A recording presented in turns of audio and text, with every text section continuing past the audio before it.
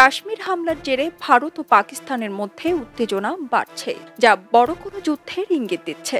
ফলে এই দুই দেশের উত্তেজনা কমাতে ও সমস্যা সমাধানে দুই দেশের প্রতি আহ্বান জানায় জাতিসংঘ। জাতিসংঘ থেকে প্রস্তাব দেওয়া হয় দুই দেশের প্রতিনিধিদের শান্তি সংলাপে বসার। অবশেষে জাতিসংঘের নিরাপত্তা পরিষদে রুদ্ধদ্বার বৈঠক হয়। প্রায় 90 মিনিট ধরে চলে আলোচনা।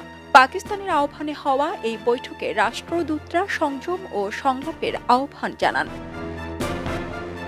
15 সদস্যের নিরাপত্তা পরিষদ সভার পর কোনো বিবৃতি প্রকাশ করেনি জাতিসংঘ।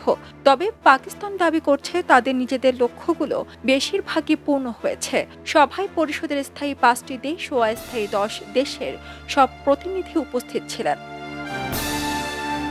জাতিসংঘের মহাসচিব আন্তোনিও গুতেরেস পেহেলগামে হামলার নিন্দা জানিয়েছেন।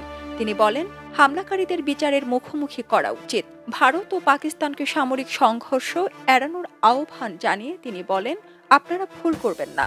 সামরিক সংঘর্ষ কোনো সমাধান নয় এবং আমি শান্তি প্রতিষ্ঠার জন্য দুই দেশের সরকারকে সহায়তায় প্রস্তুত। ভারত পাকিস্তানের চেনাব নদীর পানি প্রবাহ কমিয়ে দিয়েছে, যে কারণে ভারতের বিপক্ষে এক প্রকার অভিযোগ নিয়েই জাতিসংঘে গিয়েছিল পাকিস্তান এবং পাকিস্তানের অনুরোধে নিরাপত্তা পরিষদ জরুরি ভিত্তিতে দুই দেশের প্রতিনিধিদের নিয়ে রুদ্ধদ্বার বৈঠক করে। বৈঠকের বিষয়ে পাকিস্তানের স্থায়ী প্রতিনিধি আসিম ইফতিখার বলেন, ভারতের সাম্প্রতিক একতরফা পদক্ষেপের বিষয়ে গভীর উদ্বেগের।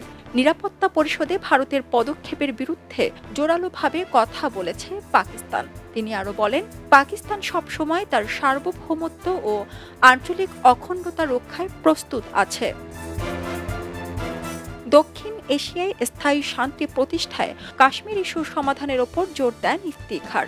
বলেন, কাশ্মীরি জনগণের অংশগ্রহণ ছাড়া এই বিরোধের সমাধান করা সম্ভব নয়। সংলাপই শান্তির একমাত্র টেকসই পথ। কাশ্মীরের হামলার বিষয়ে তিনি বলেন, হামলা নিয়ে পাকিস্তানের অবস্থান পরিষ্কার। পাকিস্তান একাধিকবার বলেছে এবং আবারও বলছে যে এই ঘটনায় আমাদের কোনো সম্পৃক্ততা নেই। আমরা স্বাধীন, স্বচ্ছ ও আন্তর্জাতিক তদন্তে পূর্ণ সহযোগিতা দিতে প্রস্তুত। সারা জেরিন, খবরের কাগজ। খবরের কাগজ, এখন খবর হবে নিখাত, নির্ভীক, নিরপেক্ষ।